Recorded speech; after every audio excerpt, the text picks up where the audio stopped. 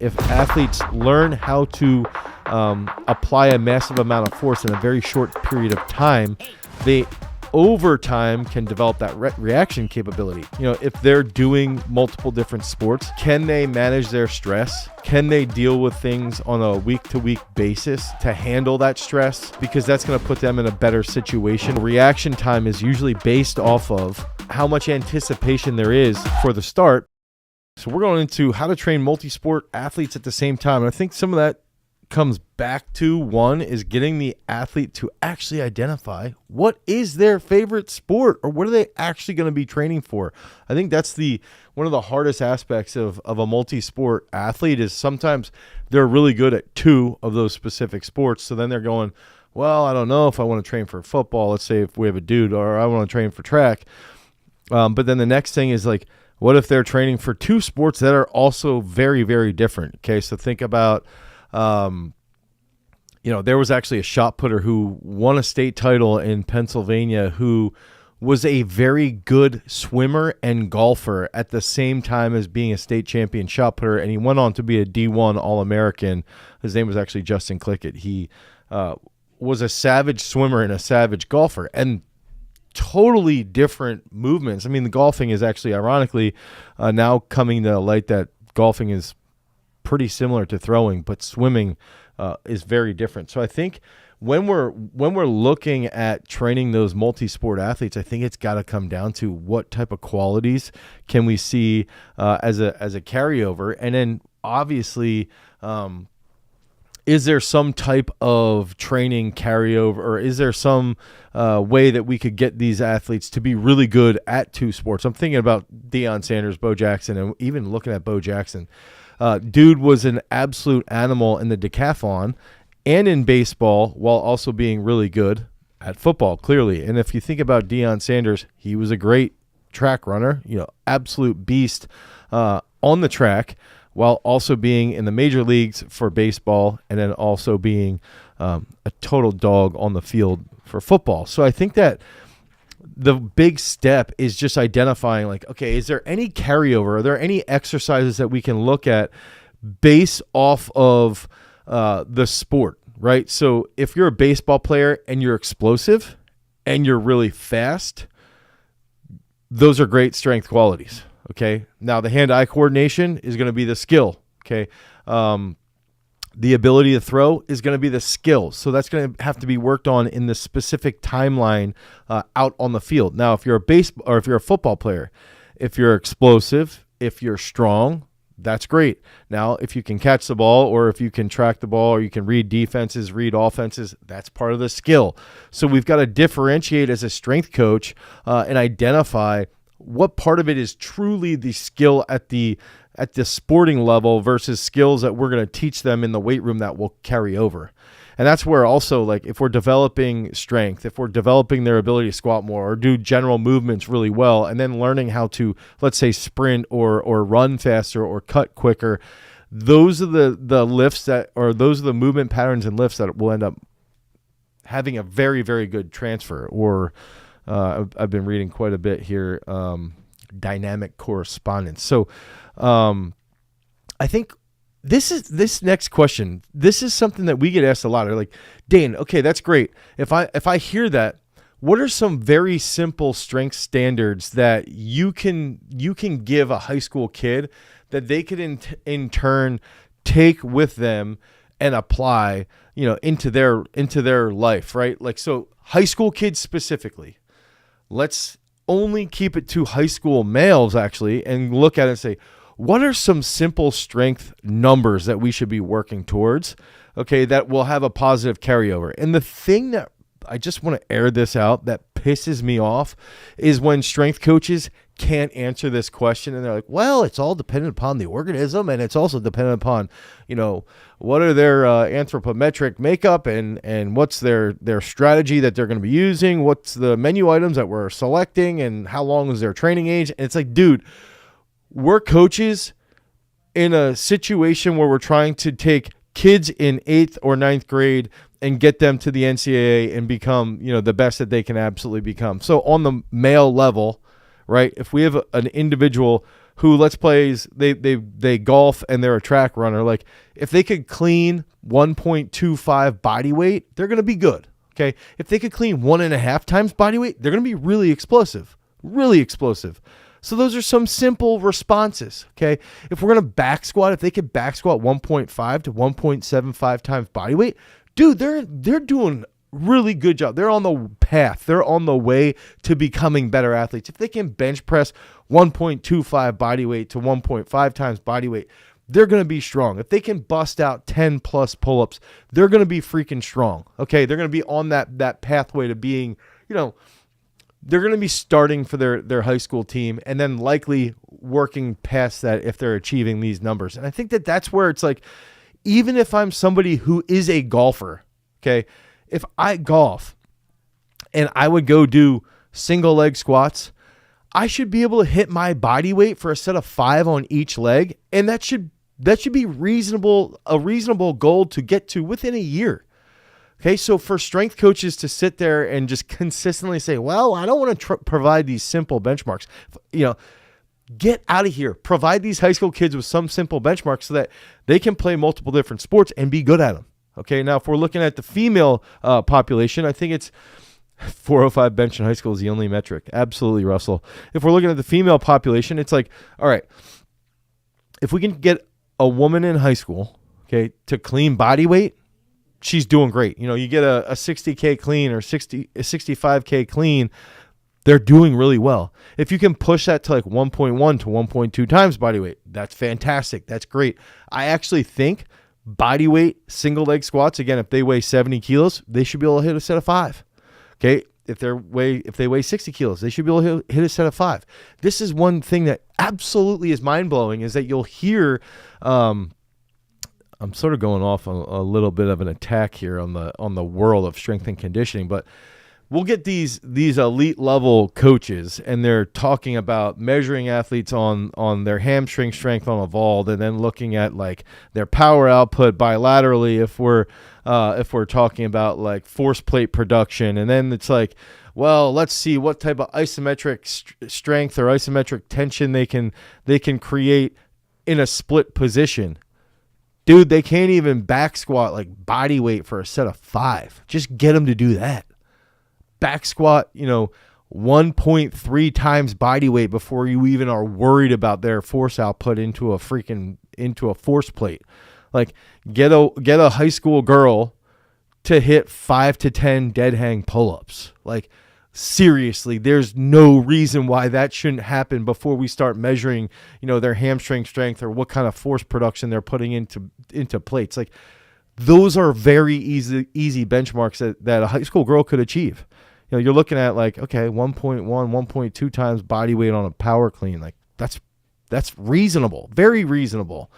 Body weight single leg squat for 5, back squat 1.3 to 1.5 for reps. Like that's stuff that's very reasonable. I wanted to throw that out there. Those are some simple standards that just regardless of sport we can work towards. Okay, and I think that is simple. Okay, how do you train for one sport while another one is in season is a great one. So this could go into, let's say we've got a basketball player, and this is pretty commonplace. You've got a basketball player who's also a high jumper, or maybe a long jumper, right? Or you've got I'm thinking about Sarah Marvin, who was an all-state. She's a girl that we coached that was an all-state basketball player 2 years in a row, and then won the U.S. high school national championship in the shot. How do we do that? Okay, so when she's in season for basketball, we are only lifting twice a week. One day would be really easy explosive stuff, meaning like the load would be lighter.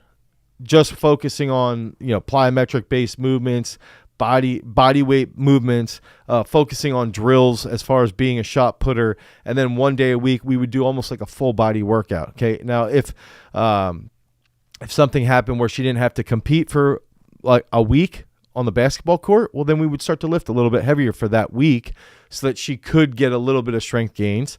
And then the following week, if she had 2 to 3 days of court competitive situations, well, then we had to back off with those heavier lifts. So in that case with Sarah, focusing on basketball and focusing on throwing, they're a little dissimilar. They're a little different because of the energy requirements, the bioenergetic necessities that go into basketball are slightly different from throwing. And so I think that just comes into that rolling comprehension, and understanding what's going into the actual sport, understanding the sport tasks at hand, recognizing basketball is a tremendous skill. The sport is very skill based. So is throwing. She's got to have time to do some type of drill work for that throwing preparation, and she's got to be able to focus on a couple different things and balance her time management as well as possible. And I think that's one other aspect, is that a lot of this stuff's going to come back to the health and the mentality of the athlete. You know, if they're doing multiple different sports, can they manage their stress? Can they deal with things on a week-to-week basis to handle that stress? Because that's going to put them in a better situation. That's going to put them in a better. That's going to set them up for more ability to handle the stress of the two different sports or three different sports potentially. Okay, so I think that's some things that just also need to be said. Now, how often should an athlete train if they are in season throughout the year? So let's say that they, let's say using Sarah's case, she played basketball and she also was a thrower. Let's add in that if she was playing field hockey, right? Or, if we have another basketball player in there, it's a dude, and that dude's also playing, football and then basketball and then track. The big factor there is I do believe you have to prioritize one of those three. And then if you could prioritize one of those three, your lifting would be based off of that main sport. So in the case of a football player who plays basketball, who's also a shot putter, if they want to be the best shot putter, that's going to be the priority training that they're going to be doing. So even in season for football, they're going to be doing mainly shot put based training. Even, let's pretend they're a center. Even during basketball season, they're going to be doing mainly throwing based training during basketball season, and then obviously during actual track season they're going to be doing throwing based training. And so if we're going to do three sports, I believe you should be selecting what sport you're best at and then build upon that. And I think that's a pretty key concept as well, is that you do have to figure that out. You also have to figure out during the actual seasons of football or basketball, if you're going to focus on track or vice versa, there's got to be points of development of volume that you're going to work towards. I think sometimes we sort of forget that there's got to be some type of volume or some type of preparation that goes into these things. And so I just wanted to share some of those different aspects. I do want to go into a couple different video reactions to if kids need to play multiple different sports or not, if they should specialize or not. We're going to break down, there's a really cool paper that I'm going to go into, which is going to show the prevalence of high school multi-sport athletes in the NFL. So how many guys in the NFL played multiple different sports? And we're going to go into that study. But before we get into that study, I want to check out a couple different videos here. Okay, and we're going to look at Les Spellman, who's trained a lot of guys in the NFL. And growing up, I played everything, and sports are a training stimulus as well. So basketball players are forced to jump, cut, stop, decelerate, accelerate, which helps in every sport. Soccer, you're forced to have awareness on your feet. So you definitely have, you build different skills within the sport. So for example, I saw this thing on Twitter where it's if I want to improve a pull-up, does rock climbing improve that? Yeah, it does, because it's dynamic, it's in the field, it's not so much a weight room, but you're building strength and you're building qualities. So some of these sports are helping build different qualities you wouldn't get just training. So aerobic qualities, speed endurance qualities, deceleration, volume ability. So kids need to play more sports, and even run track. There's a lot of negative talk about people running track, oh, well, track coaches aren't good, track coaches aren't that. I'm yo, if you run full speed on a hard surface like a track that's bouncy, you're gonna get faster. I don't care if your track coach is my mom. You running on a hard surface as fast as you can, racing against other people, will make you faster initially, and obviously after that you need to hone in. But that's why. Yeah, I think he's got some really good points there where it's look, we've got to keep focusing on, especially I'm thinking about my own son. My son's 12 years old right now, and it's like, okay, so he's skiing when we can go skiing. He does play ice hockey. He's swimming quite a bit. He's throwing with us. He's lifting weights.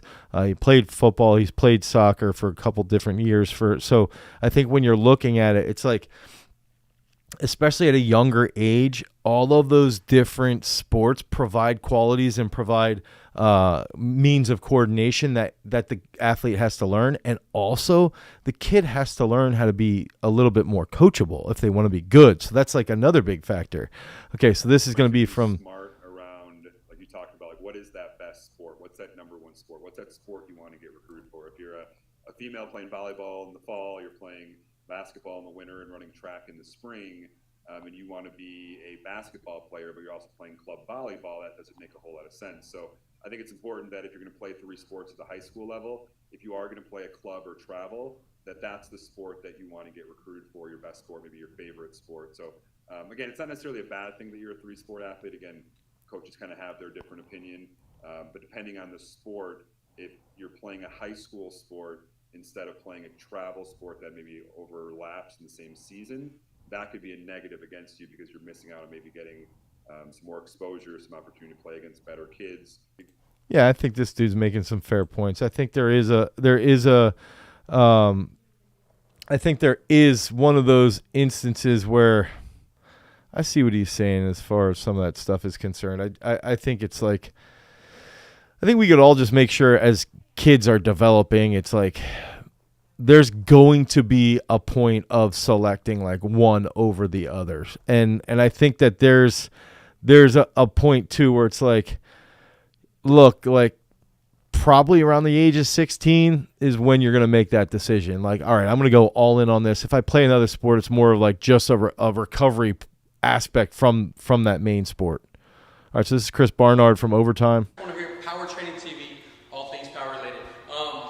Actually, so this is from 10 years ago. Holy crap, I had never seen this. And this is actually, if I remember correctly, I think Barnard used to, if I remember, this was Elliot Holz's old gym. Reading another question from a guy. He was basically telling me he's about to start school come April. So you got one, actually, holy shit. I don't know when you're going to get this done. But sorry for answering this late, buddy. But you wanted to know. Yo, this is great. Basically, Also, I just want to point out, I've always thought Barnard from Overtime Athletes is really good on camera. So it's really cool to see a video that's 10 years old and to see how well he's progressed. And I think that this is actually an example of why it makes sense to eventually get to that point of specialization. Because you can see how Chris here, is a much more off the cuff, which is cool. Like it's cool to watch this. But now seeing where he's at currently, it's crazy. Coming up, and he has such a wide variety of sports, and he plays frisbee and I don't know what he named, like 6 different sports or whatever, something like that. And he has a strongman competition coming up for school. And it does like farmer walks and vertical jump tests and battle ropes and prowler pushes, and I forget what else he said, but yo, what school do you go to?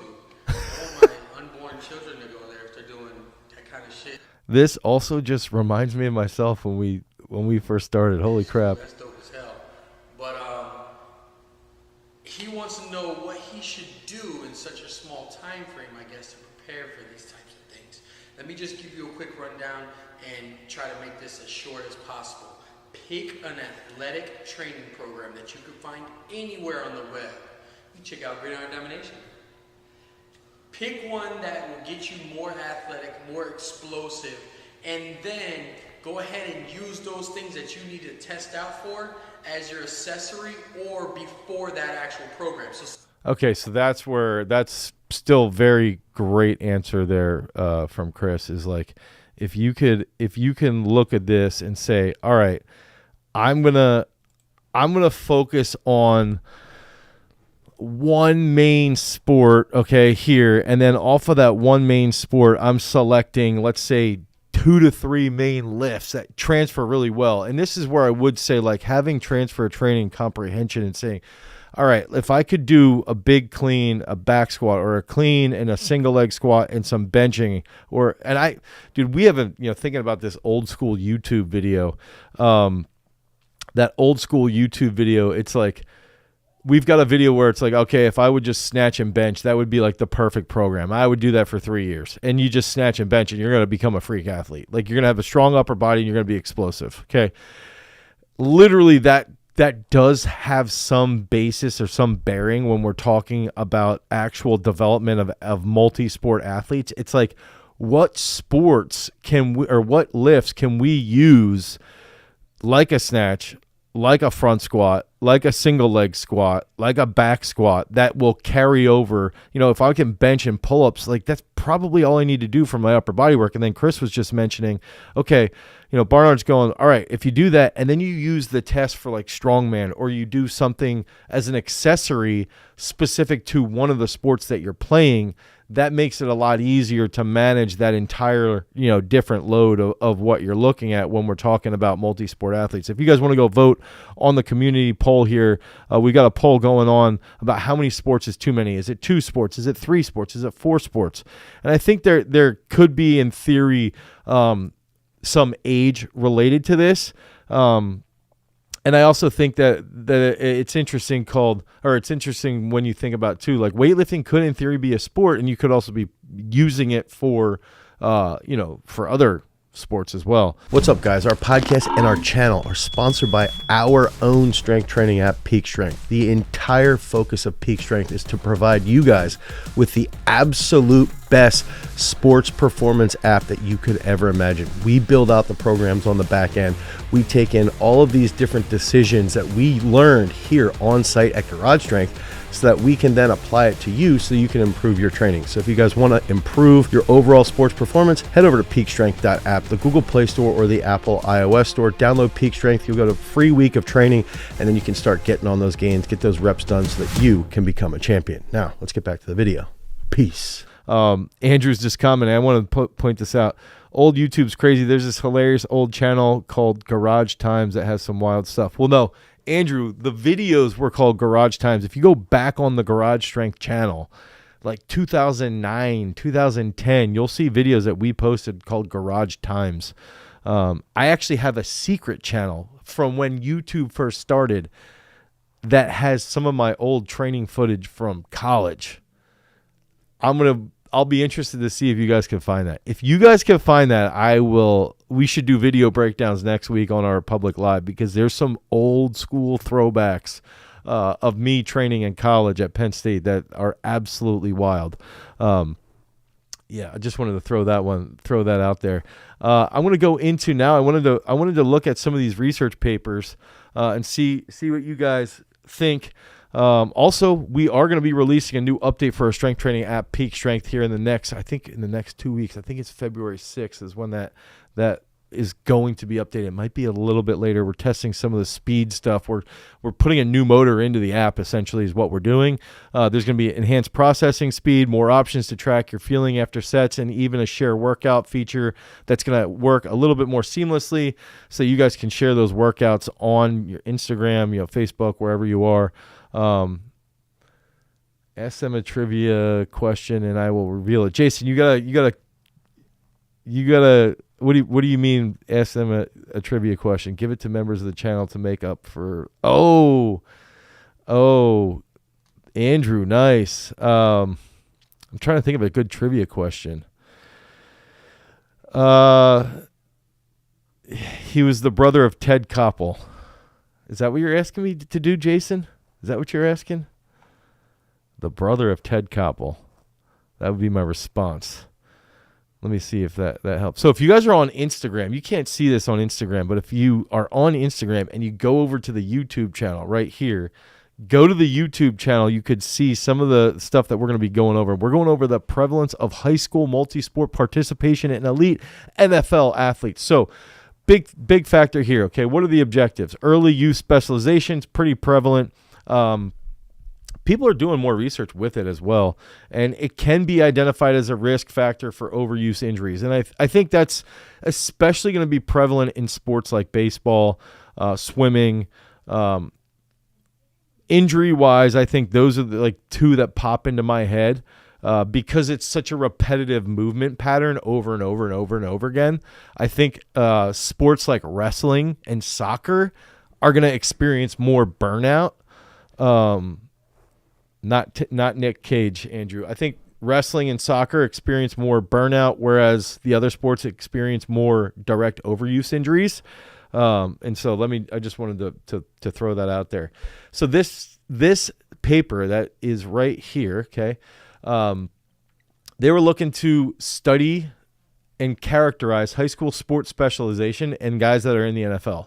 And they wanted to see if there's an association between single sport specialization and future injury risk, performance, and longevity. So NFL first-round draft picks from 08 to 17, they looked at data on the number of games played, overuse injuries causing athletes to miss one or more regular season games, Pro Bowl selections, and current status. So 318 athletes were looked at.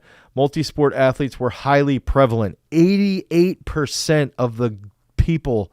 So they pulled from 318 guys in the NFL, 318. 88% of them played more than one sport. Multi-sport athletes, 88%. Only 12% of athletes were classified as single sport. There was no difference between multi-sport and single sport athletes regarding games missed or lower extremity injuries, total games played. There was no significant difference in the proportions of athletes reaching at least one Pro Bowl. The majority of NFL first-round draft picks were multi-sport athletes in high school. Single-sport football participation in high school does not appear to aid athletes in reaching or succeeding in the NFL. I think this is an interesting paper because they're essentially looking at – I feel like they were originally trying to make this paper about, like, all right, well, let's prove out that if you don't play more than one sport, you're going to get hurt more. They couldn't prove that out, so then they pivoted and they basically concluded that if you want to be somebody in the NFL, it's probably better to actually play more than one sport. I think it's probably, and DJ, who works here at Garage Strength, he and I sort of talk about this quite a bit where it's like, all right, I actually think you probably should play two sports. I think by the time you're a sophomore going into your junior year, you have a really good idea of like, all right, for me to get to the next level, this is the sport I want to play. I want to just focus on this sport and this sport, and that's probably the best way to roll with it. Honestly, that's sort of how I feel. And I think typically that's probably going to be what you end up seeing. Now, the next one is going to be a much more in-depth one. I think if we can just stick to the abstract, I think it's probably going to be better. So this is going to be youth sports, and this is who's the brother? Oh, geez, who's the brother of Ted Koppel? Is that how you spell Koppel? I couldn't even remember. I didn't know if there's two P's or not. That's a hint too. So, Andrew, the hint that Jason, if you can figure out, and I don't know if Ted Koppel has an actual brother, but I can tell you there's a comedy show where Ted Koppel has a brother, and his brother's name is my old handle on YouTube, but it's a specific play on his handle. That's another hint I'm going to give you. So if we look at this paper, if you're not on YouTube right here, youth sports specialization and its effect on professional, elite, and Olympic athletes, career longevity, basically a full systematic review. And so if we're looking at this, let's just get down to here. So 8,756 articles. Okay. 29 full studies were included, of which 17 were survey-based of the 18 articles that commented on injury risk. So performance benefits were apparent with later specialization in 7 and 9 articles. So what they ended up doing is they would go, okay, we're going to do a systematic review from 1990 to 2021 on youth sports specialization in professional, elite, and or Olympic athletes. Okay, 1990 to 2021. Ted Koppel was you forgot who's Ted Koppel. Ted Koppel was a broadcaster. He used to be on, I think it was 2020. Was it 2020 or Dateline? Just you Google him, Andrew. Come on. Track and field athletics definitely need weightlifting. Their lifting techniques are the worst. Okay, so let's go back to this. Okay, so 1990 to 2021 on youth sports specialization, professional, elite, and or Olympic athletes. An elite athlete was defined as one who performed at the highest level of his or her sport beyond college. So if you're considered elite, if you went to the NFL, you're elite. If you went to world championships, you're elite. If you anything along those lines, that's how they're defining. That's pretty freaking elite. It's tough because in the U.S., dude, some of the sports that you have to play to be elite, it's crazy. To be an American shot putter, to be considered elite, you got to beat two of the best shot putters of all time. Just want to throw that out there. So data was summarized according to 6 objectives: definitions of specialization, age, participation in other sports, motivation for specialization, athlete perspectives on specialization, performance data, and then injury risk and career longevity. And so what they concluded: current data on sports specialization in elite and professional and Olympic athletes are mostly retrospective and survey-based evidence. Most sports demonstrate better performance after youth multisport engagement, and youth sports specialization was linked with increased injury risk at the highest levels. Now, that's not very accurate in relation to what they found with the guys in the NFL. Again, I think my stance on this, which one's this? Oh, this is Jason's.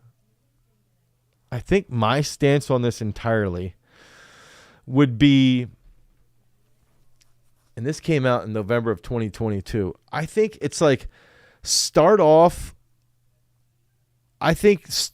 essentially with, if you're raising a kid or if you're a child right now, right? I believe weightlifting should not be considered a sport. That's just part of a supplement to your actual sporting development. Okay, so that's like the first step. I think the same thing with sprinting. I think sprinting doesn't need to be factored as a sport. I think you should be playing 3 sports essentially till you're 14. Okay, then when you're 14, 15, 16, you can start to dial in, okay, should I shift to 2 sports? Around the age of 17 to 18, you might be like, I'm going all in. I'm going all in on this one specific sport. By the time you're in college, you're just doing one sport. So I think it's great to play 2 sports.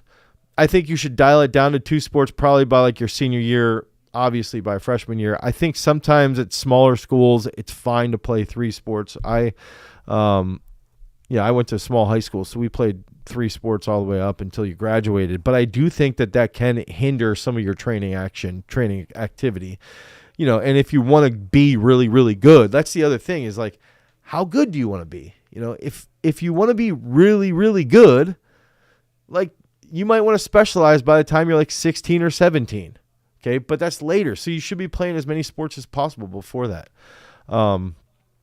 If you want to specialize a little earlier, like 14, it's probably okay as long as you have like a breadth of like other sports. I also think it's important that you still play other sports recreationally. I think that's one aspect too, is like, let's say you're a shot putter and you specialize on throwing, you should still be playing basketball or frisbee or, doing other things that will help with your overall coordination. I think that stuff, hint for the poll, the video is on YouTube. I think that's some of the stuff that you can factor in. So how many sports is Lincoln doing? My oldest son right now, I want to say 5 or 6. 5 or 6 is what he's doing right now. If we factored in, when he gets to go skiing and stuff like that, I think he's probably going to narrow that down to 2 or 3 in the next 2 years. Probably 3 if you include weightlifting in there.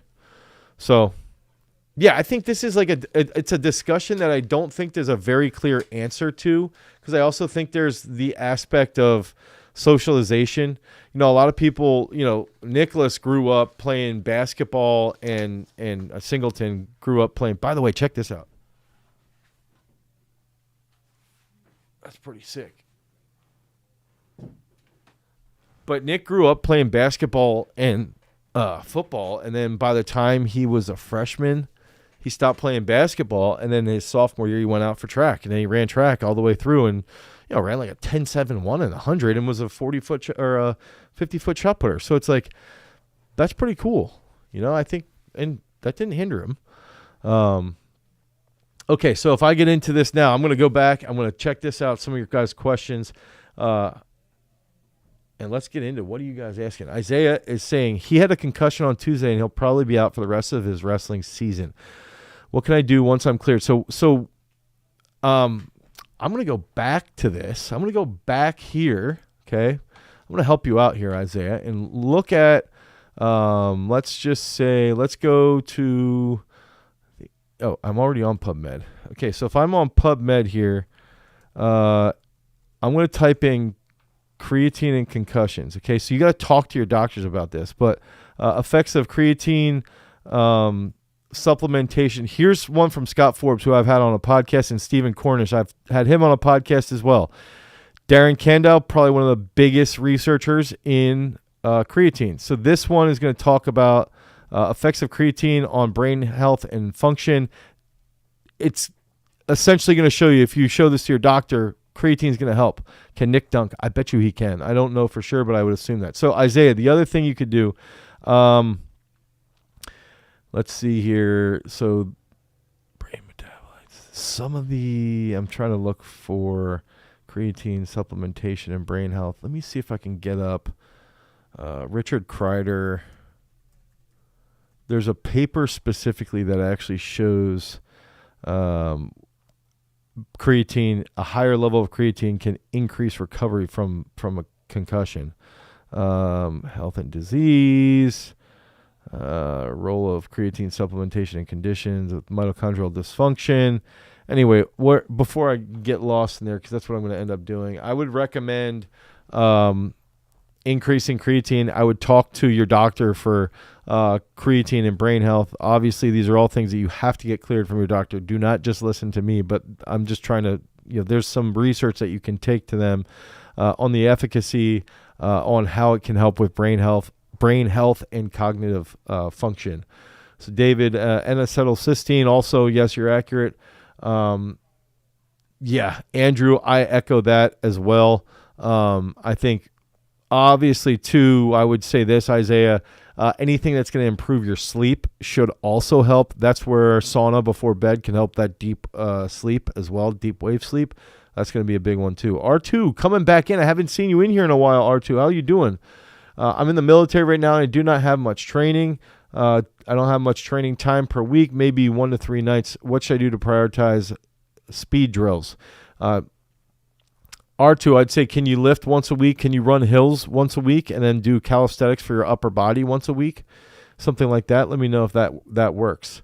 I'm getting LASIK in 2 hours from Andrew. Any advice on the mandatory taper after the procedure? I would say, Andrew, with LASIK, I feel like your recovery is pretty quick. What is it? Isn't that like 5 days? I think you'll be good. I think you'll be good. Yeah, I don't have any recommendation other than I know it's a little weird. Like the surgery itself is weird from what I've heard, but I've also heard like it's sort of cool when you get out of it and it's done pretty well for you. In the field, I do hurdles, standing long jump, and standing triple jump. This is from Satu. Hamalayan Laninen. Satu, are you Finnish? Just asking. Let's see here. 5 sports, but don't you think that is too much? I think 5 sports is probably too much at a point. Keist is asking, are there any sports that are better as a second sport than others? Say gymnastics as a secondary sport. I think gymnastics is a freaking awesome sport to really learn, but there's a point where they specialize very, very early. Wrestling's another one. Another great one for body awareness is wrestling. Obviously, gymnastics, fantastic for specialization. I actually do believe baseball is pretty good because it's so hand-eye coordination based. I think learning how to throw things is something the U.S. is very good at. That as far as like, it's sort of weird when you see somebody who can't throw a football or a baseball or like they just don't have like the throwing mechanics that an American kid grows up just learning how to throw baseballs. And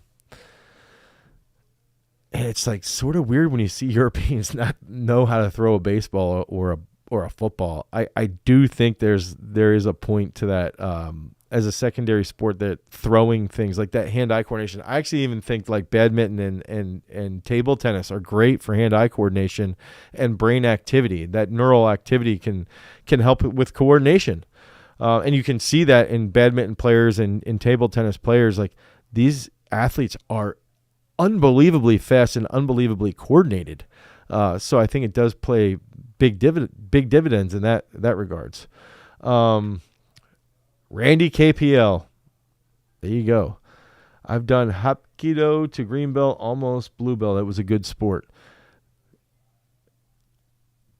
Oh, that's funny. Andrew's saying, stop calling me out. I know how to throw discs, not actually. Yeah, I think Frisbees too. Like, that's another good one. A lot of people don't know how to throw a Frisbee, and they just crank on it, and the Frisbee just collapses. And it's like some of the stuff that I think should be, some skills that I think should be taught and learned is simple throwing, simple shooting mechanics for basketball, gymnastics awareness, wrestling awareness, tumbling, things like that. Can you train reaction speed? 100%. There's even research that'll show that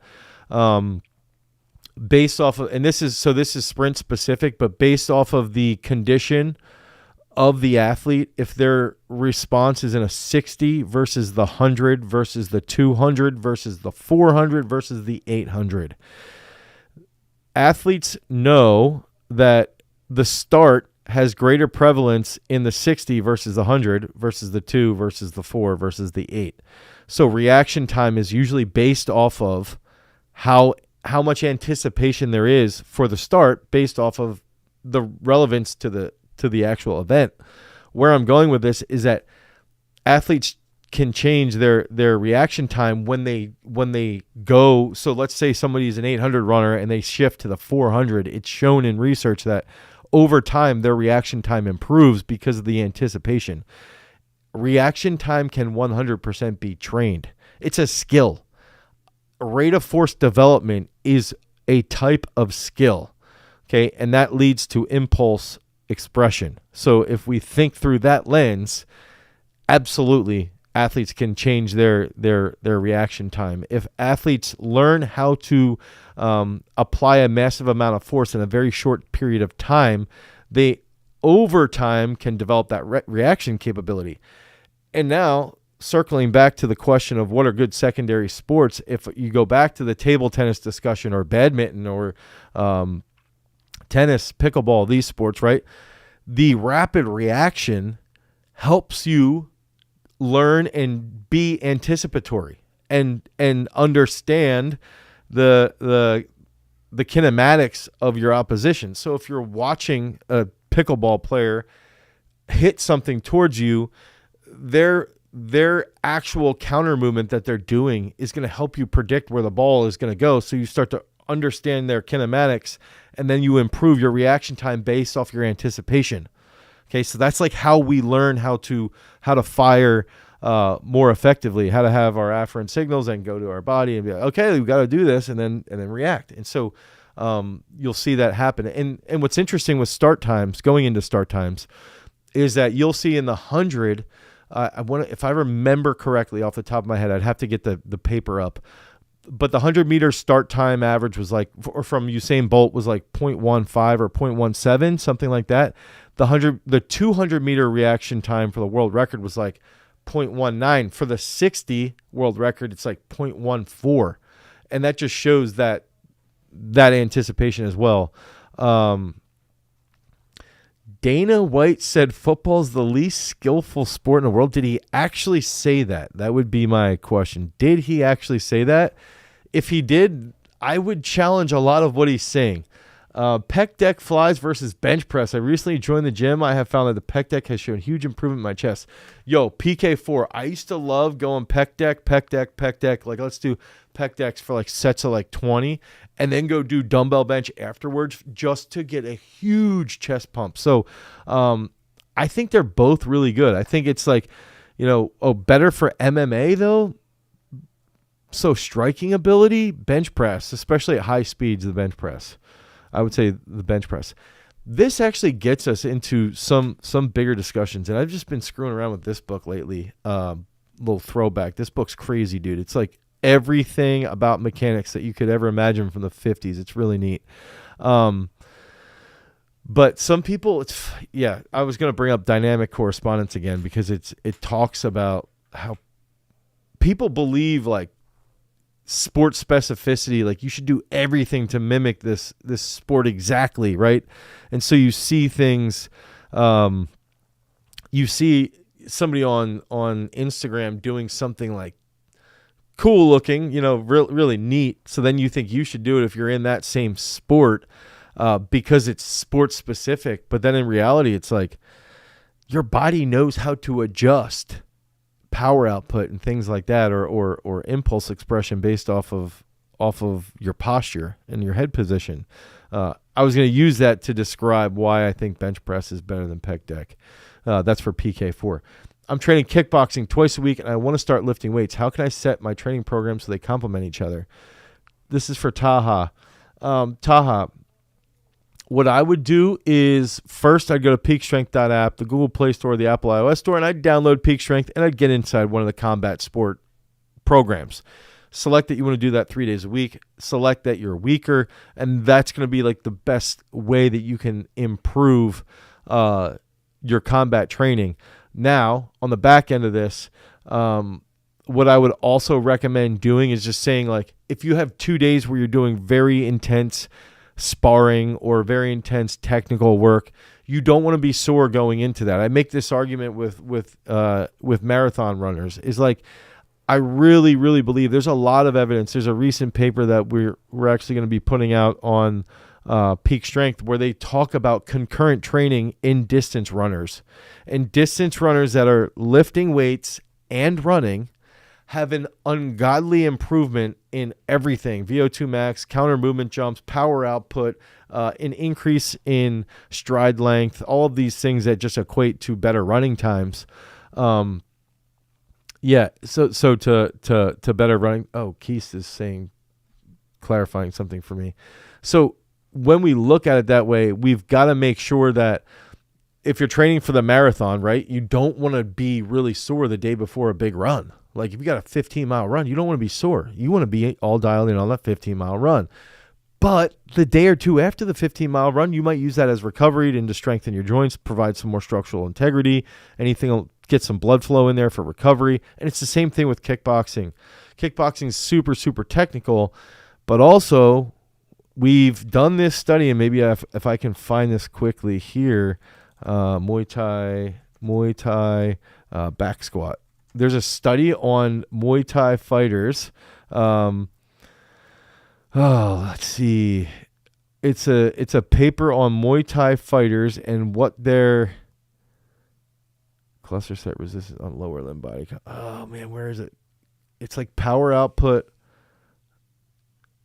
It's literally a power output increase in Muay Thai fighters based off of their back squat.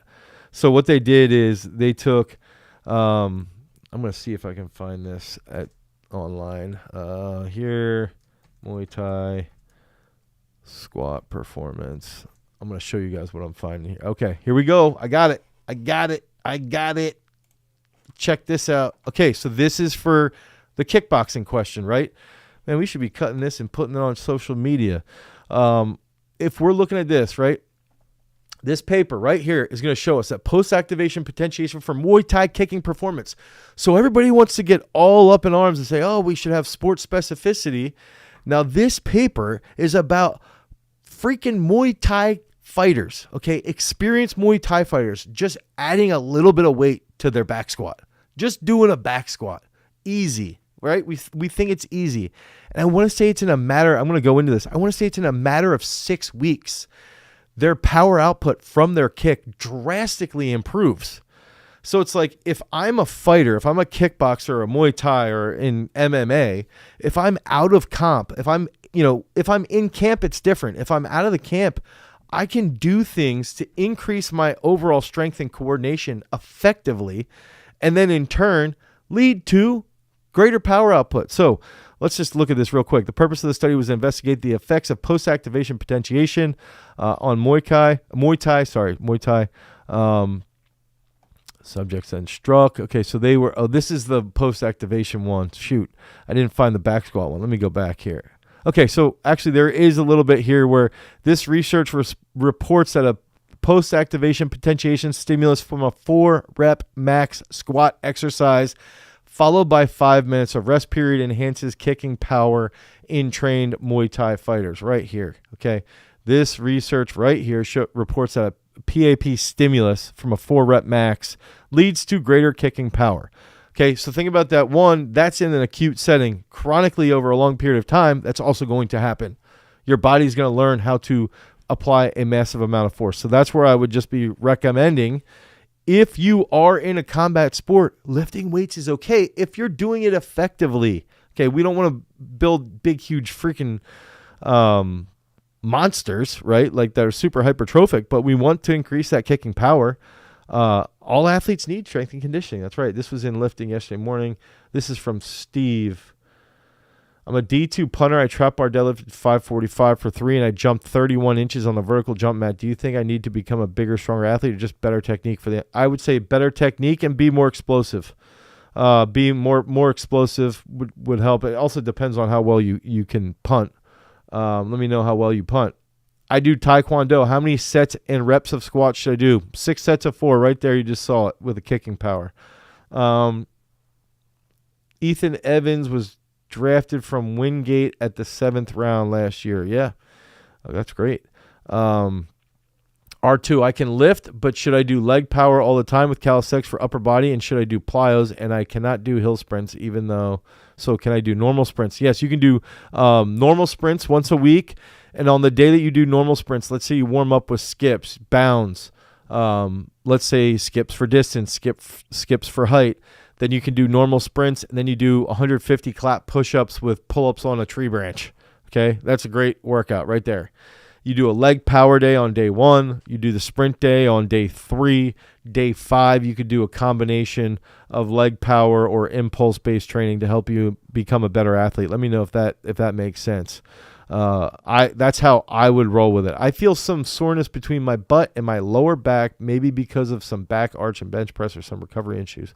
Should I go into deload week? I maybe. I don't think you have to, but I don't know. I think you could just bench with your feet up for a little, see what happens. I don't know. So you got a soccer player that needs to get faster. He got decent backside mechanics, but his front side mechanics sucks. How do you approach that, and is it age related?